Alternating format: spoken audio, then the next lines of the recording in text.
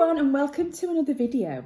In this video I'm going to be showing you how to be inspired by natural objects like leaves, twigs, pine cones, absolutely anything you can get your hands on. You have to be creative, go foraging, go find things that inspire you. So the first thing I want to do is take one of the leaves, so I might take this one, and a little tip, you can actually draw around the object to help you to draw it. Now these leaves have dried out a little bit, but if you pick them fresh, they may be a little bit easier. So just draw around it. I like to use a coloured pencil so it doesn't smudge. With the same objects, you can even do some fabric pounding. So here I've taken some other objects, some leaves and some petals, and I've hammered them with a hammer between some paper. So you can see one of my other videos for that technique if that interests you. Now, when you're at home during lockdown, you may not have access to paints or even paintbrushes, so you have to be resourceful. So hopefully you'll have some coffee at home. So this is one that I've mixed up with boiling water, and here are some other granules in which to make it darker. So if you don't have paintbrushes, you can use things like bits of old fabric, sponges, cloths, even your fingers to be creative. So I'm now going to look at my leaf, and we're going to add some detail with the coffee instead of paint. So I have got a nice little wide paintbrush, and I'm just going to start off by adding some of the coffee liquid to the edges of the design. So you can see it's actually covering up the coloured pencil quite nicely. At that point, I'm going to add the vein of the leaf,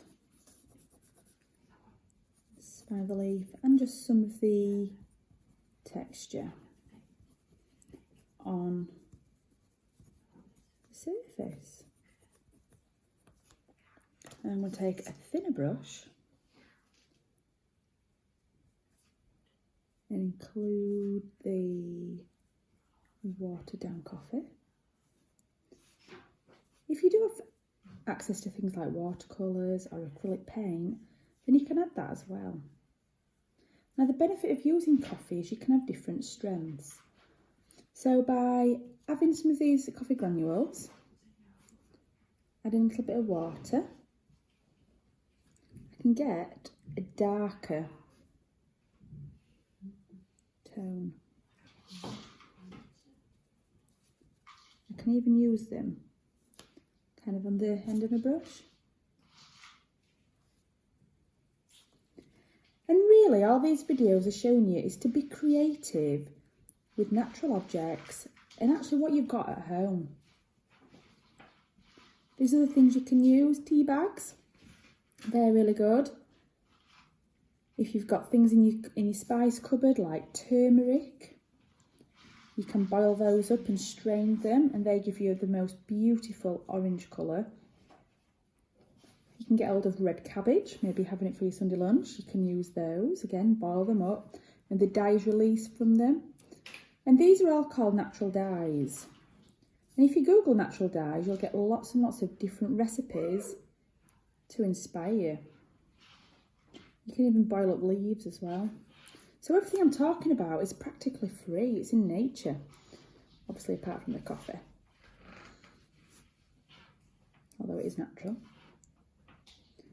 So just want to add a little bit more darker tone to these to try and imitate the textures on here. And it's just really, really nice and simple.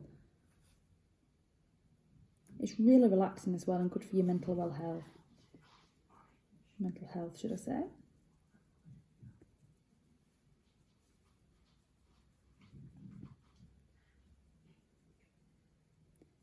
Now, once you've actually finished this, doesn't mean to say it's completed. Because what would be really, really beautiful is for you to work back into this. If you have any threads or needles, Maybe you could stitch some buttons on, or maybe you could add some sequins or some other textures. But be creative. Do not be scared about just having a go. Just have a little try. And I'm sure you will get some really, really beautiful results.